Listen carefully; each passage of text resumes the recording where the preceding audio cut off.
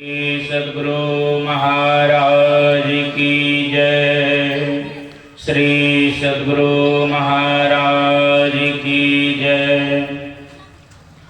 ब्रह्मलीन गुरुदेव के चरणों में इस दास का कोटि कोटि नमन।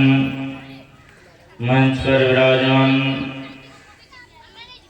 पूज्यपाद आचार्य स्वामी पूर्ण चेतन जी महाराज के चरणों में कोटि सा नमन। स्वामी जगन्नाथ जी महाराज के चरणों में कोटि सा नमन। हमारे बगल में बाबा हैं, इनके चरणों में कोटि सा नमन। सत्संग में उपस्थित सत्संग प्रेमी माताओं एवं बहनों सबों को प्रणाम। अभी आप लोग श्री रामचरितमानस से पाठ श्रवण किए। उनमें आया है भक्ति। भगवान राम जब 14 वर्ष के लिए जंगल गए, जाने से पहले ही मतंग मुनि सबरी को कह दिए थे, हे सबरी, कहीं जाने की जरूरत नहीं है। चाहे कितना भी कष्ट हो, यहां से कहीं मत जाना।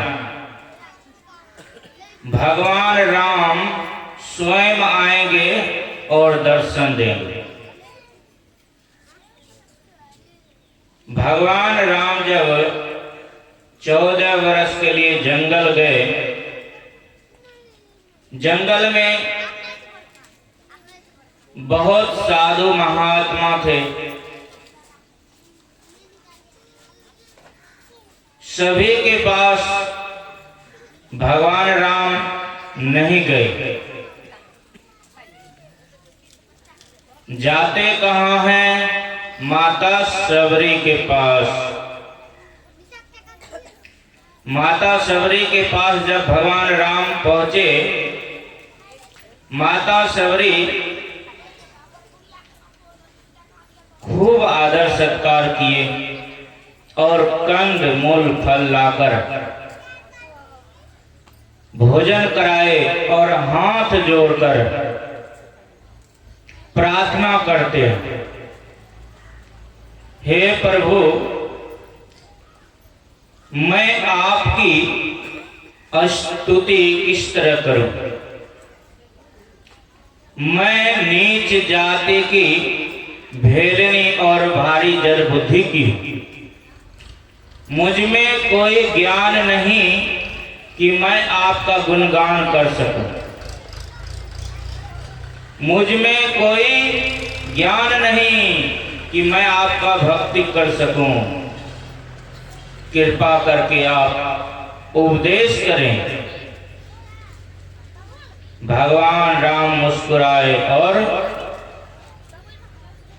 कहते हैं, कहे रघुपति सुनो भामनी बाता, मानहु एक भगति करे नाता। भामनी भगवान राम माता सबरी को भामनी का संज्ञा देते हैं। भामनी का अर्थ क्या है? भामनी का अर्थ है सुंदरी। माता सबरी देखने में सुंदर नहीं थी, पर भगवान राम सुंदरी कहते हैं। भगवान राम उपदेश किए, हे सबरी सुनो, प्रथम भगति संतन कर संगा, दूसरी रति मम कथा प्रसंगा, तीसर भक्ति अमान। हे सबरी, प्रथम भक्ति संतों का संग है और दूसरी भक्ति है मेरी कथा में प्रेम। अभी हम सब सत्संग में बैठे, यह दूसरी भक्ति। जहां कहीं भी भगवान का यशगान हो, गुणगान हो, वह दूसरी भक्ति। भगवान राम कहते हैं यह दूसरी भक्ति है। जहां कथा हो, भगवान राम कहते हैं देखने में बहुत सुंदर हो, बहुत बलवान हो, बहुत गुणवान हो, पर कहते हैं जिनके अंदर भक्ति नहीं हो वह हमें प्यारा नहीं है। और माता शबरी में सभी प्रकार के भक्ति पूर्ण थी। वहां पर साधु महात्मा और भी पहुंचे। उन्होंने आए भगवान राम को प्रणाम किए और भगवान राम पूछते हैं क्या कोई कष्ट यहाँ पर नहीं तो है? कष्ट तो नहीं है कोई? साधु महात्मा कहते हैं हे प्रभु, यहाँ पर एक सरोवर थे जिनसे कि जल लाते थे, पानी पीते थे। किसी कारणवश वह जल गंदा हो चुके हैं, वह पीने योग्य नहीं। आपकी अगर कृपा हो जाए, आपकी अगर चरण पड़ जाए उनमें, वह पवित्र हो जाएंगे और पीने योग्य हो जाए। भगवान राम कहते हैं कोई बात नहीं, अगर तुम्हारी श्रद्धा है तो मैं चलता हूं। भगवान राम गए और सरोवर में पांव रखते हैं, पर जल पवित्र नहीं हुआ। भगवान राम कहते हैं माता शबरी को आदर पूर्वक हाथ जोड़कर प्रार्थना कर कर उनको लाओ। वह अगर चरण रख देंगे यह जल पवित्र हो जाएगा। सभी माता शबरी के पास पहुंचे और माता शबरी से हाथ जोड़कर प्रार्थना करते हैं, मां आप कृपा करके थोड़ा सरोवर में अपनी चरण रख दें। माता शबरी पहुंचे और जो ही चरण रखते हैं वह जल पवित्र हो गए, पीने योग्य हो गए। कहते हैं अपना मान तले तल जाए, भक्त का मानना तलते देखा, प्रभु को नियम बदलते देखा।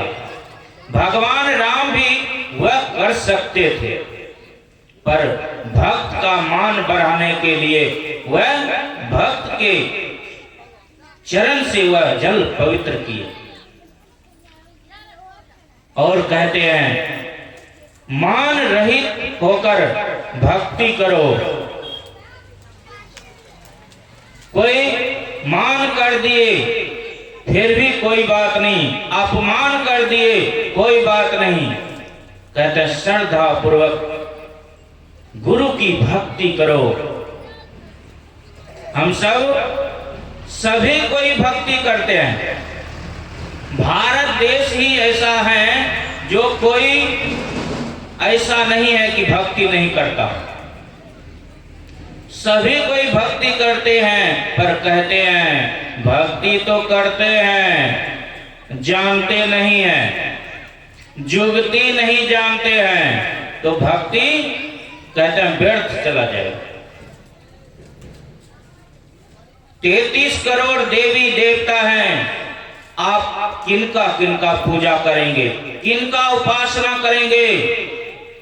सभी का नाम तक भी याद नहीं होगा। इसलिए कहते हैं गुरु की भक्ति करने से सभी देवी देवता खुश हो जाते हैं। वृक्ष में अनेकों पत्ते हैं, अगर पत्ते पत्ते में पानी डालेंगे तो वृक्ष सूख जाएगा। अगर जड़ में पानी डालते हैं तो सभी पत्ते हरे भरे हो जाएंगे। उसी तरह गुरु के पूजा करने से सभी देवी देवता का पूजा हो जाता है। भगवान राम भी उपदेश करते हैं, प्रथम भगति संतन कर संगा। ऐसा नहीं कहा कि मेरा दर्शन हो गया आप किसी चीज का जरूरत नहीं है। भगवान राम उपदेश करते हैं प्रथम भगति संतन कर संगा। हम सबको किनका संग करना चाहिए? संतों का संग करना चाहिए। उनसे युक्ति जानकर भक्ति करेंगे तो कहते हैं जिनके अंदर भक्ति का बीज पड़ गया उनका विनाश नहीं होगा। कबीर साहब की वाणी में है, भक्ति बीज बिन से नहीं, जो जुग जाए अनंत, ऊंच नीच घर जन्म ले, तहु संत को संत। कहते हैं जिनके अंदर भक्ति का बीज पड़ गया उसका कभी विनाश नहीं होगा। इस जन्म में भक्ति पूरी नहीं हुई, पुनः आपको मनुष्य का शरीर मिलेगा। किसी श्रीमान के घर में या तो कोई जोगी घर में आप पुनः वहीं से भक्ति भजन सुमरन करेंगे। यही आपके सेवा मैंने थोड़ा सा रखा समय अनुसार। अब विशेषकर पूज्य बाबा से सुनेंगे। श्री सद्गुरु महाराज की जय।